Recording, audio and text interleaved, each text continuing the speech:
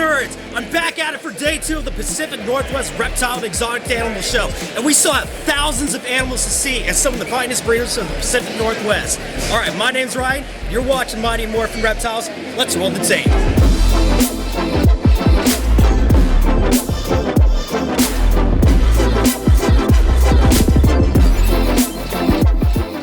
Alright guys, so I'm over here at Rainforest Poison Dart Frogs, and these guys are really well known for their lovely frogs they have here in the Pacific Northwest, and we're going to actually be seeing one of them today, and it's super pretty. So, what's your name? Senya. Hey Senya. So what you got over here? I have a new river. Dendrobates? Yeah, but yeah, this is one of the biggest ones we have today at the show. The other ones are still pretty young. Yeah, this one's really pretty. I just like the blues onto it, and I even like the contrast in the light blues and the black onto it. And so people are always wondering, are these guys actually poisonous? Why do people sell these if they're poisonous?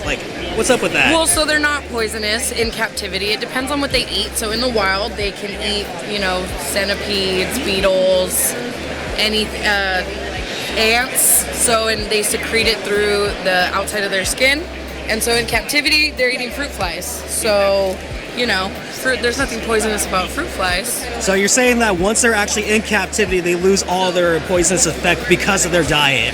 Yes. Okay, unless that it makes is sense. captive bred, then it's going to take a few generations for it to just kind of clear out. But yeah, once they're in captivity, you're good to go. And also, just please don't lick it. But I love licking things. No. You can lick a toad. You can't lick a poison dart frog. Do I try, guys? I mean, do you want to lick it? Do you want to lick it? Okay, guys, I guess this is gonna really happen. And if I feel funny within about 30 minutes from now, you're in trouble. I mean, as far as Family Guy taught me, you can only get high when you lick a toad. All right, thank you guys so much. And if you guys are looking for some awesome dart frogs, come out to these expos and check them out. They're always here.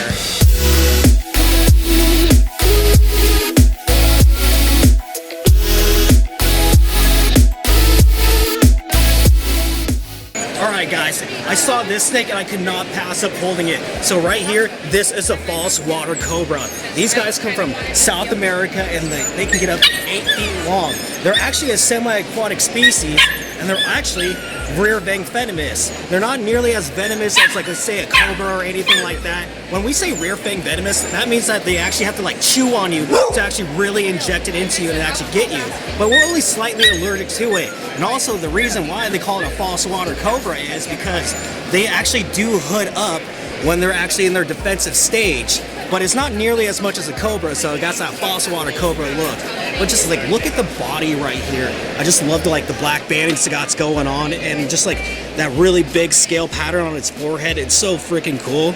But yeah, these guys are aggressive eaters too. When these guys actually eat, they'll just fling around their prey everywhere. They also eat fish, small little amphibians, and some mammals. But yeah, you really don't see these kind of snakes in the captivity that often. They're super awesome.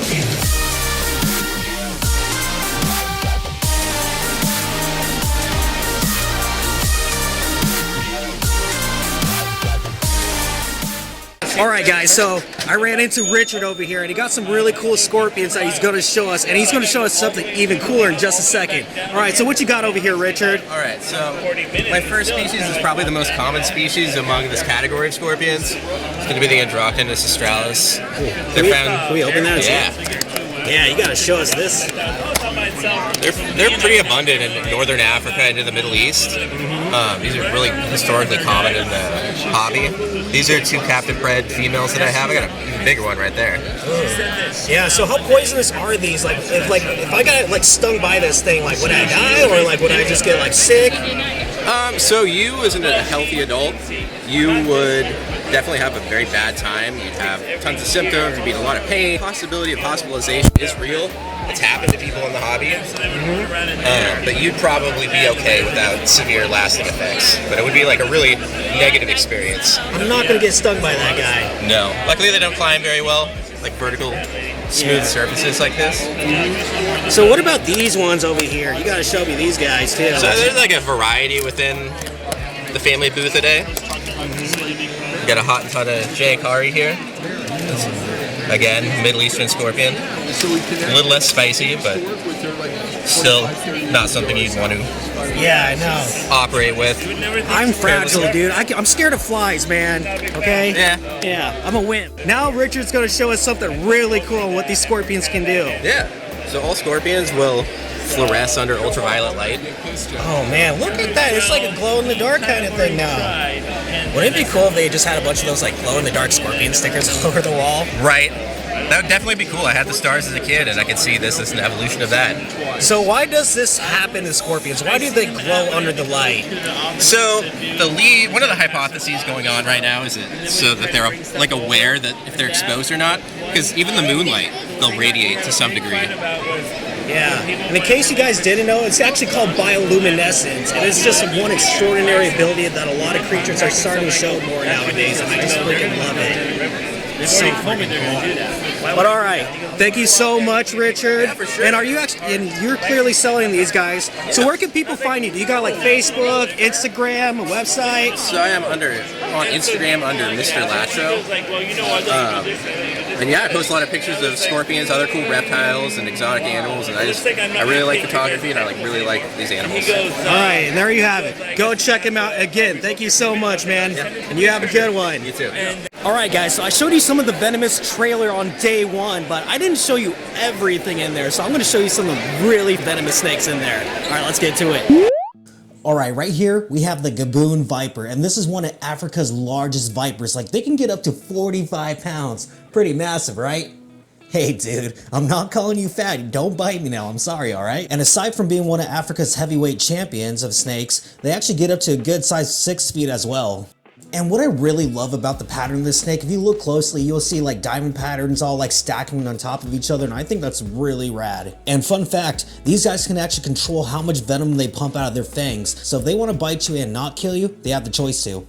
And right here, hands down, in my opinion, this is like one of the world's most beautiful snakes. I mean, just look at it. Look at that amazing blue. How often do you see a snake that kind of blue?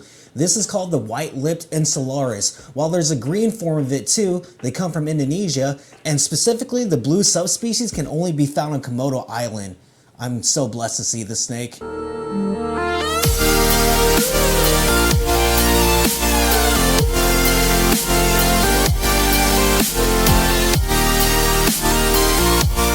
Okay guys, I'm with some new vendors over here at the PAC show at Volkswagen Exotics, and they're going to show us something really cool. What you got here? So these are butterfly gammas. There are 8 species in total in the world. There are only 2 species available in the US, and that is Laeolepis rubetaniana, which are these guys. The other species is Laeolepis belliana, which I do not have at the moment. Laeolepis rubetaniana are sexually dimorphic, which means you can tell which one's a male and female by looking at them. Males are very bright and colorful. Females tend to be pretty dull. That Sharpie is from me because I have a lot of females at home. Yeah, I really love the orange and like black striping pattern on the side over here. That's really so gorgeous. These guys, yeah, these guys grow very slow. They are closely related to the Uromastyx. So this female is 1.5 years old, while this male is at least 5 years old. It takes them 4 to 5 years to be fully sexually mature and fully grown. They are also one of the very few reptiles that are supposed to be a colony species. They're supposed to be together.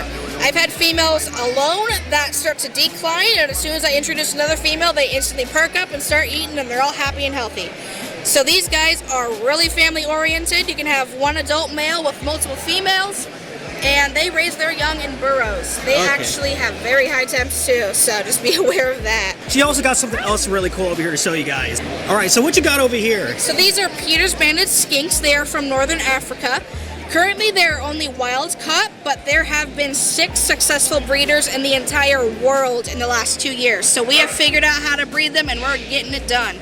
We have not bred them yet, but we do actively get them in to treat them because they do come in with parasites, as do most wild-caught animals.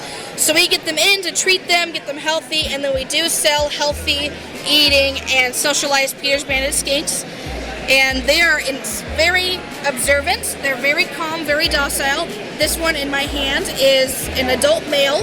This one's a juvenile female. So they don't get very big. You can keep up to 4 of them in a 40-gallon enclosure. And they love to burrow. They're nocturnal, don't require UVB.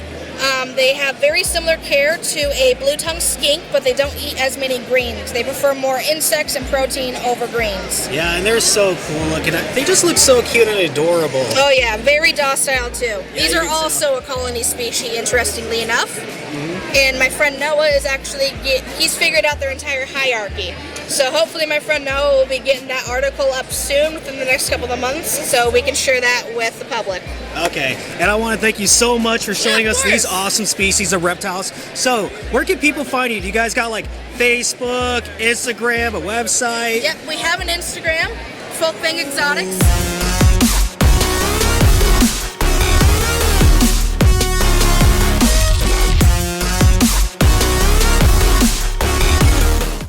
Alright guys, so right here is a Panther chameleon, and this one comes from Madagascar, and they actually come in a bunch of different colors based off their locality. And right here is the nose bay, and typically they get blue like this. And see right now, he's a little stressed out, a little mad, and they get this like really cool like chainsaw chin. And also, fun fact, did you know their tongue actually gets up to 1.5 times their body length from their mouth to the vent right here? And these guys are super beautiful, and these are like one of the hottest chameleons they have over here in the hobby. You gotta love these guys. And they actually don't change their color to blend in. That's always been a myth. They actually change their colors based on their mood, like whether they're mad or they see a female and they get excited and try to impress her, if you know what I mean. Or when they're sleeping, they get something called PJs, and it's super freaking rad. And if you guys ever thought about getting a chameleon, you guys should really check out into getting a Panther chameleon.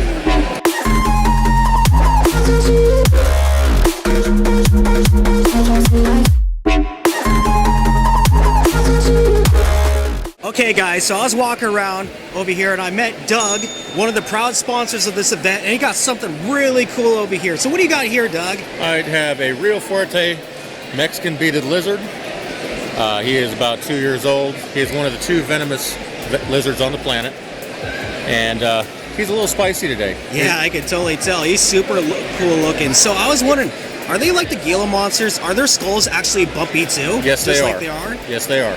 And fun fact, did you guys know they actually use the venom from Gila monsters, and I think also from these guys too, their venom, they use it for type 2 diabetes research, and that's actually really cool. But also, besides from just this really cool reptile right here, Doug also has his own business. He makes PVC cages, incubators, and racks. So tell us about your company a little bit. Well, I started Dragon House about 4 years ago in my dad's garage, and now it's blown up to what you see here.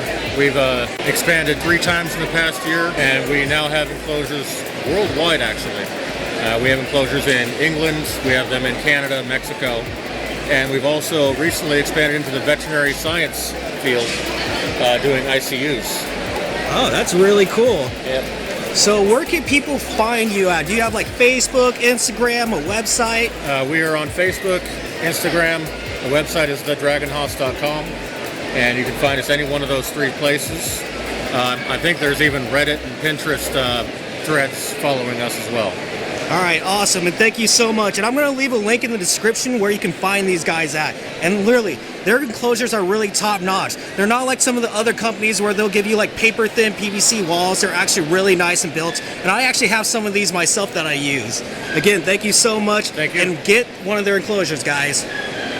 Alright guys, I gotta stop the video for a second. I'm gonna be honest with you, my microphone totally failed me and I lost several interviews. But I'm actually gonna narrate the rest of this video for you. Should I do it Morgan Freeman style? Nah, can't pretend what you're not, am I right? And then we had the US Arc raffle going on and everyone was winning prizes except for me. But then my friend Zoe, she totally won a carpet python. But guess what? Then she won a second prize. She also got the Dragon House PVC cage. Like, man girl, you lucky. Can you say chicken dinner, winner, winner? And then we had a second raffle going on called the 50-50 split. Basically all the money in the pot, half of it goes to US Arc and the other half goes to the winner. So in this pot we had a total of over $2,500. So US Arc got $1,250 while the winner got the other half of it. Okay, so my friend Blaine from Newport Discovery Zoo decided to bring some fruit bats, and these things are wicked cool. So fun fact, these guys are actually the largest bats in the world, and they only eat fruits, hence their name. And their body only gets up to 6 to 8 inches long, while their wingspan gets up to 3 feet. I know, that's pretty big, right? And you can find these bats throughout like Australia and Asian countries. And unlike most bats, these bats don't rely on ultrasonic sound to find their prey. They're actually really visual eaters too. And what was really fun, Blaine was actually feeding these bats by hand with a piece of banana, and like it was just so freaking cool to watch it. Like, how often do you get to feed a bat by hand? And like these guys are so freaking tame, and they're just so adorable and dorky looking. I totally love it. And I gotta say, guys, this is like one of the most fun weekends that I've ever had at a Reptile Expo. It's just been amazing to see all these kids get so excited, seeing all these awesome animals, meeting all the vendors and seeing them, what they're doing with their amazing projects. It's just really inspiring. And I wanna thank all my fans that came up to me over the weekend and how my videos have actually helped them put care into their animals or help push their projects even more forward. And I can't wait to meet more of you guys throughout time and just see how this hobby goes forward. And I wanted to mention that before I started meeting everyone at these expos, that for years, I just felt like this weird kid that always kept reptiles and that society would look at me like some kind of creep. But now that I'm actually meeting you guys and seeing all the amazing things that you guys are doing, I feel more inspired every day with what I do. And I just want to say thank you all for that.